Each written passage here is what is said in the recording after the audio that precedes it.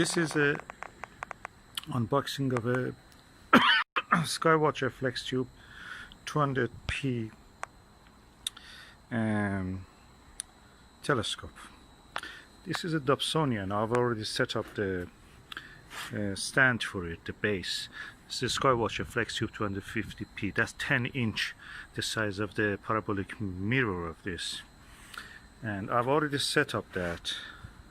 That's part of the furniture as if. But this one is the actual telescope, the optical tube. The thing about this tube which made me order one was that it's a Dobsonian.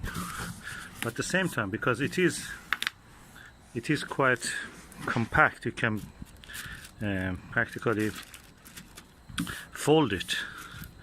And if we reduce to the size that you can see here is around 80 centimeter. And it has 2 inches eyepiece adapter focuser, and that is a good point. So let me just take out the individual items and let's see what is inside. Okay, I can see a quite chunky piece. Let me just use both my hands and just extract this. Okay, now I have not set up the tube upright, and I'm going to remove the plastic from the top. Okay, I'm removing the plastic. It's quite delicate optical instrument, very precise. As you can see, it has a dust cap, like a shower cap, for the top part of it, and a separate cap for the optical part. I've heard people saying that when removing this stopper here, you can actually shut it tight, so it will not be this gap of 1 inch here, and you can use this dust cap on the top part. It will be completely isolated. Have a look around it. It has a swiveling axis here, handles for using it, carrying it, or guiding it.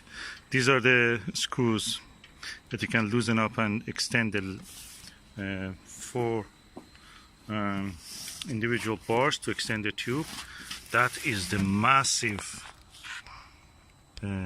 eyepiece focuser, and you can see the size there. I'll go from the other side and show you. And you can see the massive eyepiece focuser from this angle, and this is a 10-inch telescope, 250 millimeter, and focus 1200. So the F number or focal ratio of this, which means that how wide you can see the sky, the angular width of the sky to see through this, is quite good. It's less than 6, 5.7 or 8. Okay, I'm now going to put the optical assembly tube into the base, the stand. And as you can see, it has a handle for carrying, for 1.4 eyepieces space, also for 2-inch eyepieces here. So let's do it now. Oh, that was easier than what I thought. You must try it with a German equatorial mount to know what I mean, how easy it is. Those are difficult. Okay, this is the eyepiece holder. Look at it, how chunky it is. I have got this eyepiece for that. 3 very good eyepieces, good quality, top-notch, max vision ones. And I'm going now to extend the tube and probably have a look into the mirror. Now, as you can see, I've extended tube, and this is the full length of the telescope. I can say this is around 150 or 40, and how easy it is to maneuver it around.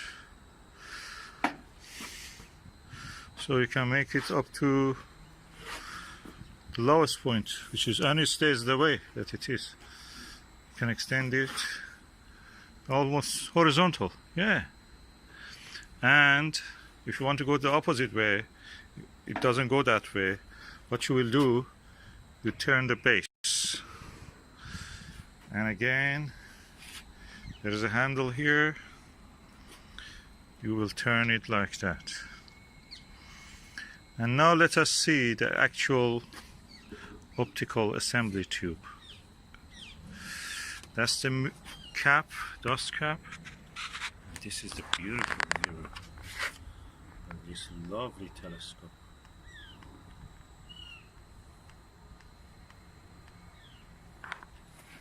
And this is inside the diagonal mirror, and that's the cap you can see. Now let me remove the cap. That's the first light. Hallelujah. Isn't it beautiful? This is the best, most portable Dobsonian you can ever see. It's amazing.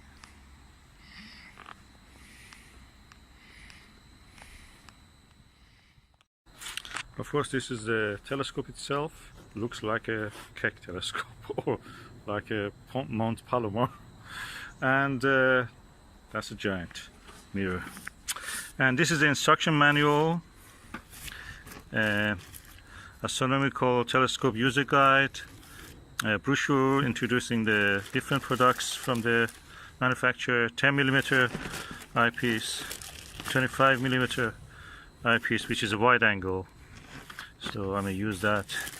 And this is what we were looking for. That's the eyepiece holder. What before that we can do, look at the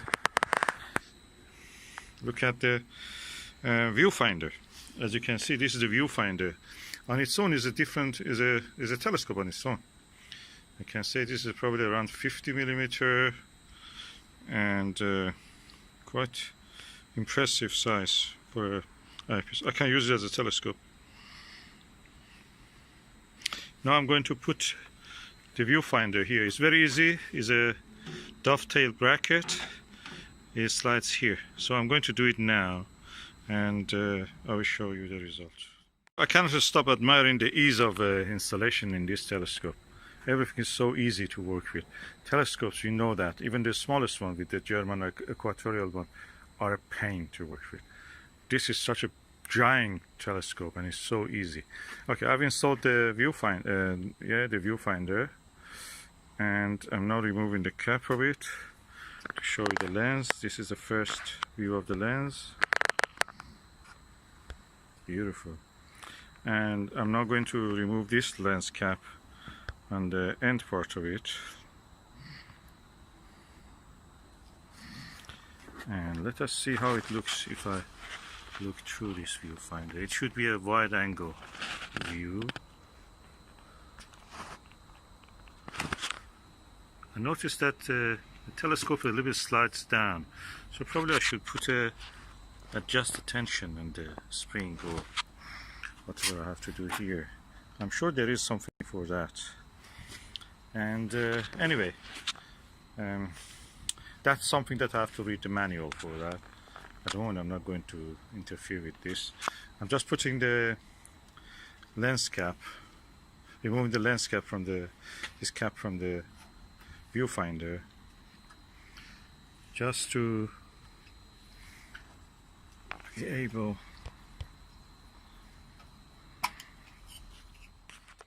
Okay, I've now removed the main focus eyepiece holder focuser cap. I will put a adapter for that. I think this is adapter for 2" to 1.14" because the eyepiece that I've given is 1.14". I have the 2" ones on the post, so they will be coming hopefully either today or tomorrow. This is the eyepiece holder, and this is the adapter for 2 to 1.1". And I will just loosen up the screws and let it fit into that place. Delighted to tell you that this is a super plus 25mm multi-coated 52 degrees true field of view. And when you buy a telescope from a Skywatcher, they give you good eyepieces, but this one is super good because this is a plus super cell eyepiece with a very wide angle view. I have now installed the eyepiece, quite impressive size. Probably I have to remove this connection because that looks a little bit too high, and I'm sure that I can because there is a T adapter here which can go into this place. I will do it and I will make it shorter.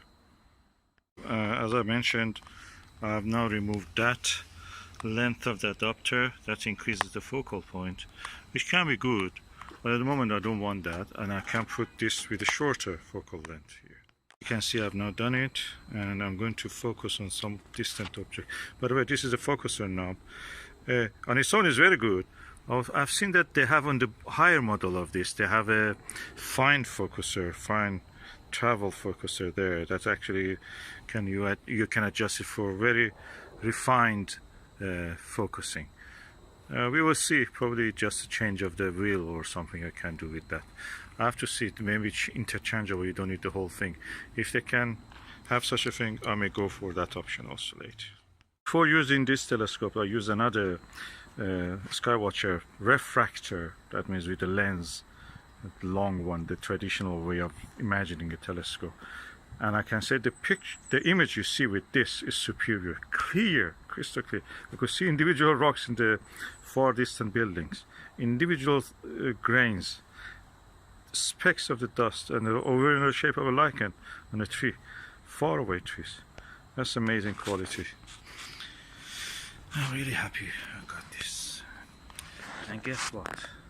This was not bought new. It was bought new 2018 July, but I bought it as a second hand, and for a really bargain price of $350 from auction site. That's amazing. This is a telescope that would have cost in the past probably 1,000, 2,000 pounds, and the new is actually that price, around 900 pounds. And in the step I can just dismantle it now. I've put all the lens cap. Now I collapse the telescope back. Okay, I already have put the telescope down. Now put the cap on it. The cap is back, and now remove the viewfinder. Telescope is just in two pieces, mount and the optical tube. And the optical tube now goes to the box. That is the Max Vision professional eyepiece. As you can see, it's quite chunky.